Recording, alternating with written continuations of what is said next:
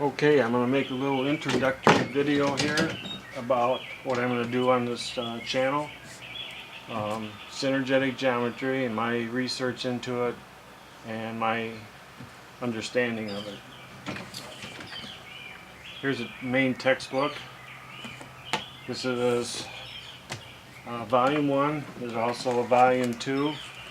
The volume 1 hardcover was copyrighted in 1975. And the second printing is this copy here, 1975.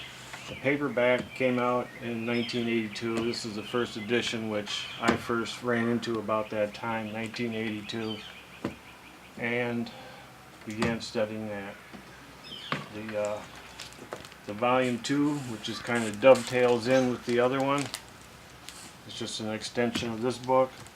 The first paperback edition was 1982, and there was a hardcover copy that came out in 1979 that I have not seen. And this book,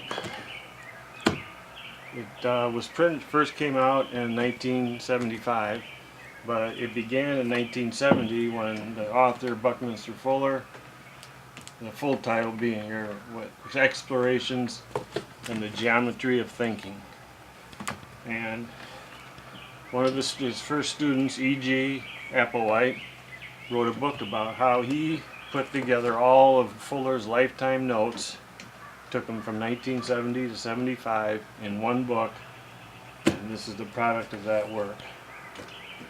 So even a book about that. Then 1992, Cosmography by Fuller was published. The manuscript was on his desk when he died in 1983, and Kiyoshi Kiramaya put it together, and it took him about 10 years. So I'm going to take this camera over here, and I'm going to show you some of the basic models that I've constructed to try to show a general idea of what Fuller's math is about. He uses the tetrahedron instead of the cube as unity. Our modern science uses a cube, which entails the XYZ cubical axis. Right here is a tetrahedron. Now I'm just going to show a basic overall view here with a few models. I also have a couple of videos that I've previously posted, just kind of a mass pile of what's going on. Basically, synergetic geometry is based on the works of Euler and Einstein. Euler's equation, vertexes plus faces equals edges plus 2, is demonstrated in some of these models. Here's what's called a vector equilibrium. 12 spheres around 1. That's a 1 frequency, 2 frequency, 3 frequency, 4 frequency, 5 frequency, 6 frequency, so on and so forth. Here's a 4 frequency opened up. You can see the cross sections. The cross sections are hexagons. There's 4 planes, 4 dimensions. So that emphasizes the vertexes of a polyhedron. And that would be the vertexes in Euler's formula. After this introduction, I'll make little separate videos of my plan to demonstrate each different idea. So, if you connect the centers of these models, what you get is, and I've used toothpicks to do the connection. There's one for 12 spheres around 1. And the equation for that is 10f squared plus 2 for each layer, where the f being either radius or a chord. And so here's a series of these. 1 frequency here hanging up here. I don't know if you can see it very well. 2 frequency. This is a 4 frequency here. And then you put spin into it, original spinners. And then back to the 3 frequency, here that one's hanging over here. And so, there. And then, so you have vertexes plus faces equals edges plus 2. Vertexes, edges. So now the faces, or windows. So here's the vector equilibrium in this form. It's 8 tetrahedra, which once again back here. So you put 8 tetrahedra together. And in the geometry idea is you think that a tetrahedron can go inside out.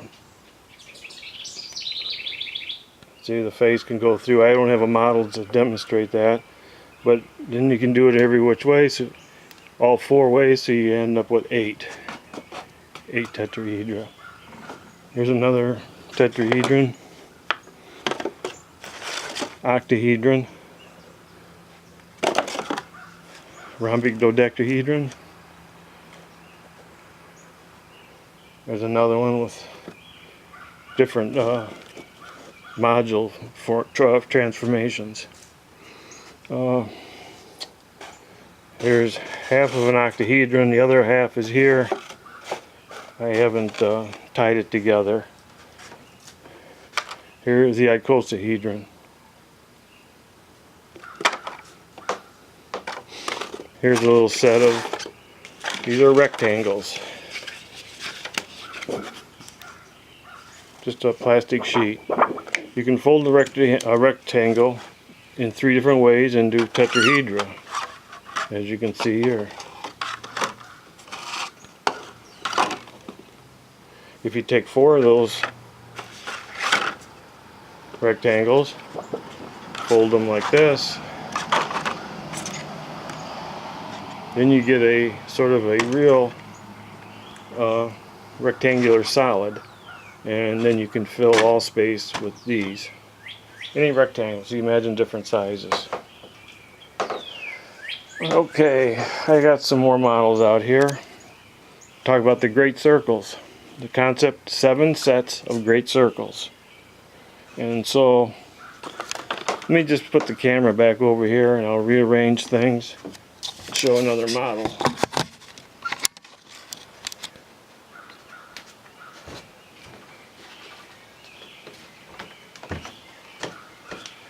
Okay, let me clean out these books. So, there's a thing called the jitterbug. Now, I showed you the 12 spheres.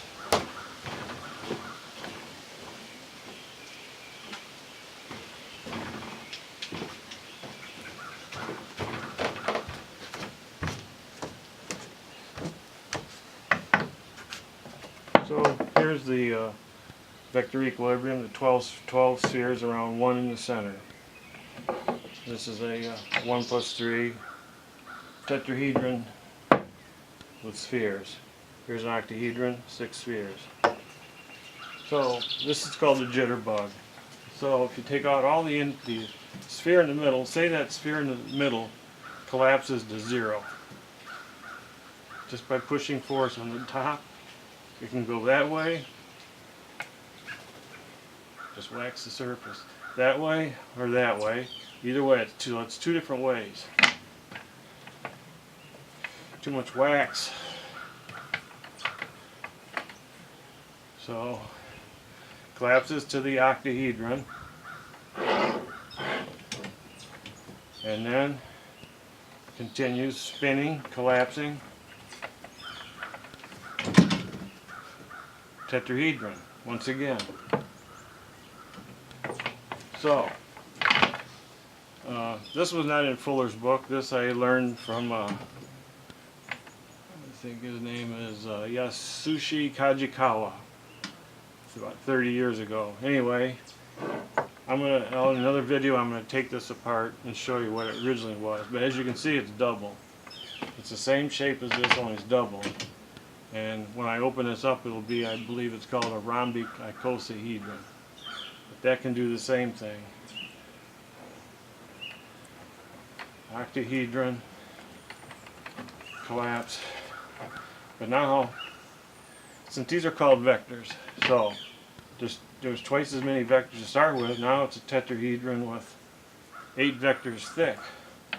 And so this collapsing of vectors, which represent energy, mass times velocity, that's like similar, you can think of this collapse as like soot or graphite being compressed under high temperature and or pressure till it becomes diamond. Cool. Alright, this is another one. This shows how the relationship between a tetrahedron and a cube. Now, cube is used by modern science as unity. 1 gram of water, it occupies 1 cubic centimeter of space, or 1 milliliter, a millionth of a liter. So here you have a cube. It's constructed. See, if I drew this on a chalkboard or a piece of paper, the cube would hold its shape. But if you construct it like a necklace, this is just tubes with string through them. No structure, it won't hold together, it just falls apart.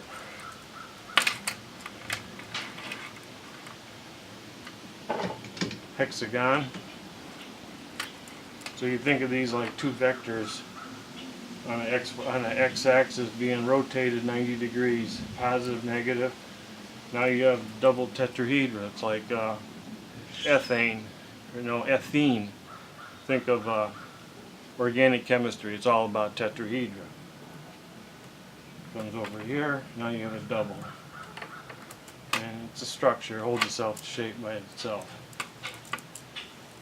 Here's another little model here to show the... So, a tetrahedron, these are quarter tetrahedra here. See, 4 quarters. And now, so that's volume 1. So now if you had, these are 1/8 of an octahedron.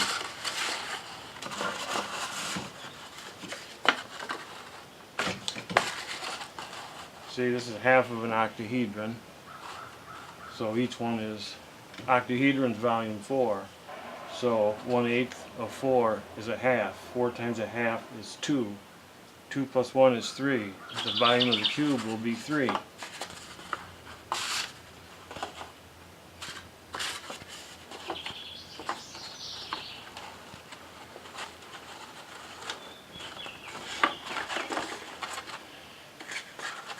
It's tricky.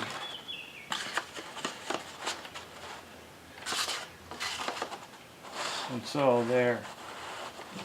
Now you could tie a string around here and hold this together, kind of like gravity holds matter into a sphere.